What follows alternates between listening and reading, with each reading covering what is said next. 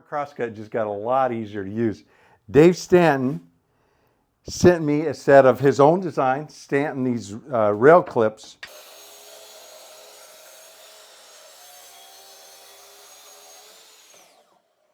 The Smart Crosscut Jig, which works on any of the workbenches, is so nice to have. I mean, it's one piece of wood with one of those fast cap scales on it. So I've got imperial and metric.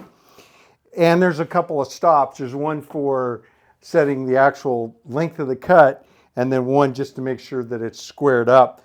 Real easy to set up. A couple of these dogs that go right through into the bench. Literally sets up in a minute and I'm ready to cut. The Smart Crosscut just got a lot easier to use. Dave Stanton sent me a set of his own design, Stanton, these rail clips. He's over in Australia. He's got his own YouTube channel. Really fun to follow. Does some cool stuff. I'll put a link to his channel down below. I saw him show these off on his channel and I contacted him and I said, you know, I want to get a set of those. So he sent me a set. Now, they are also now manufactured by, I think it's Tool Theory here in the US. I'll find that and I'll put a link to these in the description of this video. Dave, an engineer after my own heart, saw a need. There was a few solutions out there. There was one set of rail clips that I've used until these, which were the best option I had. But when you took the rail off, they slid off and you were constantly, they'd either fall off on the floor. The other option is with the MFT table. They've got this hinge. It's all set up with the rails on the table. And, you know, it's big and expensive and you have to adjust it and you're kind of locked in. And I've never cared for the complexity of it.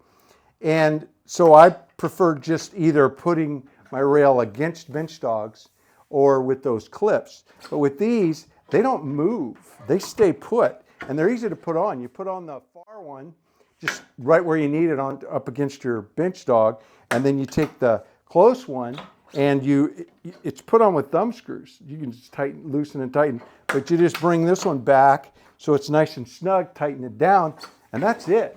There's no more adjusting for height for the thickness of material because the track rests on the material and drops on and it's not going anywhere.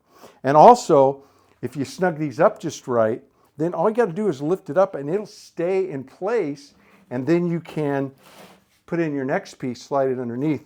Or the way I do it is so easy just to pop off. I put it on my sawhorses beneath. I get my next piece up, slide it over. If I'm doing cabinets, then I've set my bases are all 774, which is what this is set up for.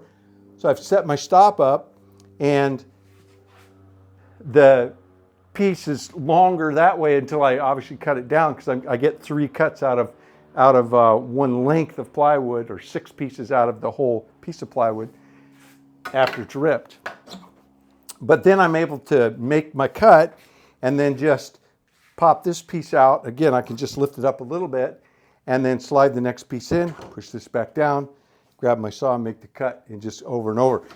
I love this concept when you can make things simple and there's not a lot of setup. If you want to get a set of plans to build a crosscut jig for yourself, one of the workbenches, or even the Smart Wood Shop itself, there's a link in the description of this video down below where you can go purchase plans 24/7, 365. In a few minutes, you'll get a receipt with a clickable link on it sent to the email you provided, and it always goes out because the robots are there doing it.